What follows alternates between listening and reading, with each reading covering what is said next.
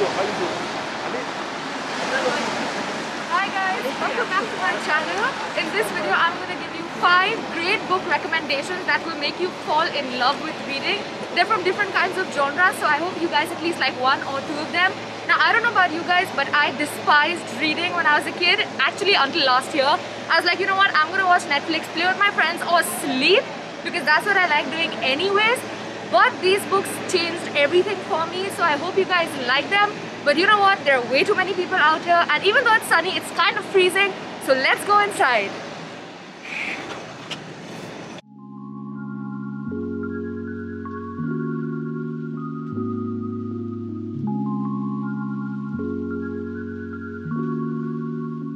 The first book that I want to start with is called The Devotion of Suspect X. It's by a Japanese author, and I really hope I don't butcher his name. His name is Kigo Higashino. Obviously, this book was written in Japanese first and then translated into English, which is the version I read, because I can't really, read, speak, understand Japanese. I mean, I tried learning Korean, which is a foreign language to me as well, and yeah, it was a massive fail. So I'm really not attempting to learn Japanese at this point. Anyways, this book was gifted to me by one of my high school friends, and it was at a point where I just did not like reading. I was like, you know what, what's the point of reading so much? I'll just go out and play, I'll hang out with my friends, I'll watch Netflix, I'll do anything else in the world than read a book. But this book, it changed it for me. It's about this math professor and his neighbor escaping from a detective. But do they really get away? Do they don't? I mean, it's a murder mystery, so I really don't want to spoil or give away anything. But this is the one book that I recommend to anyone and everyone who asks me personally or on my Instagram page for book recommendations. You need to read this book. The funny and the special thing about this book is that you already know who the murderer is and how the murder was committed in the first or by the second chapter. So you're like, what's the point of reading so much if I already know how the murder was done and who the murderer is? But the book sucks you into itself. It's literally written in such an engaging manner, and it's the one book that gave me goosebumps while I was reading the last chapter. Like, when I was reading the last chapter, I just kept staring at that, place where everything changes, and I was like, What just happened?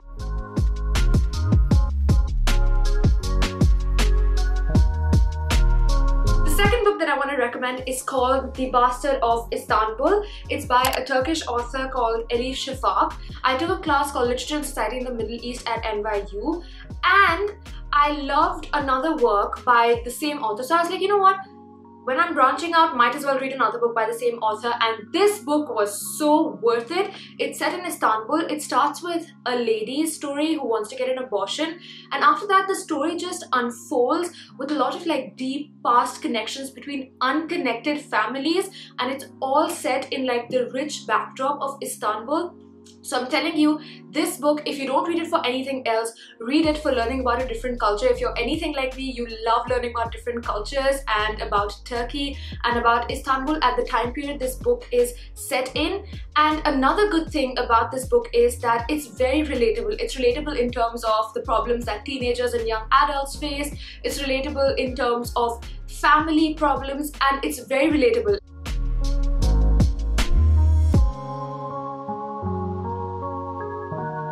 Third book that I want to recommend is this book that I read a very long time ago. It's called Aurangzeb, The Man and the Myth, and it's written by one of my favorite authors of all time, Audrey Toshk. I've read a lot of her works. I've read her articles, newspaper articles, and other books, and I admire her style of writing. It's very free-flowing. You're really engaged into the book, and it doesn't use any extra words, any complicated words. It's straight and to the point, which is the kind of writing that I like, unless, it's a very fictional setting where you need a lot of descriptions and stuff like that. And as you can see from the title of this book, Aurangzeb was actually a Mughal emperor, and this book gives you an insight into the life and times of this emperor and a little bit of context. I'm a Mughal geek. I've read a lot of books written about the Mughals, especially about the great ruler Akbar and Aurangzeb, and I've written a bunch of research papers on Aurangzeb, which is why I actually started out with reading this book. Aurangzeb is a very hated and maligned and despised ruler in modern day India and a lot of places in the world as well. And this book clears a lot of the misconceptions that are held about him, and it gives a very strong argument for Aurangzeb. It's not against Aurangzeb. So if you're looking for a different perspective, a different point of view, or if you just like history, India's history, Mughal history, I definitely would recommend you to start with this.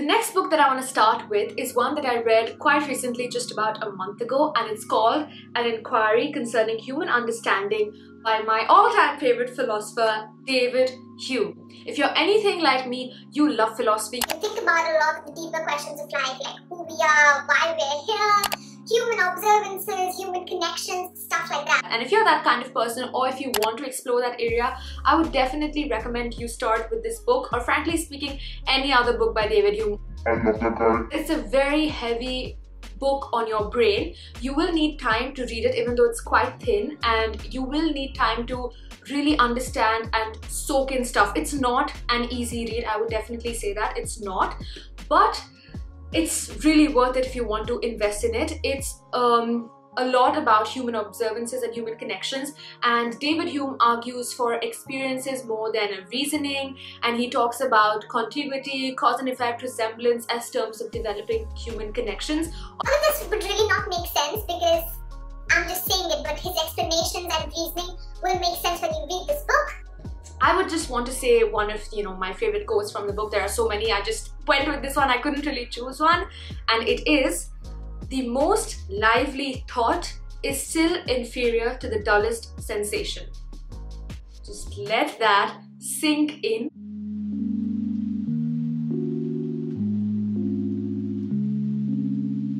The last book that I want to recommend in this video is another philosophy book by Cicero. It's called On the Nature of the Gods.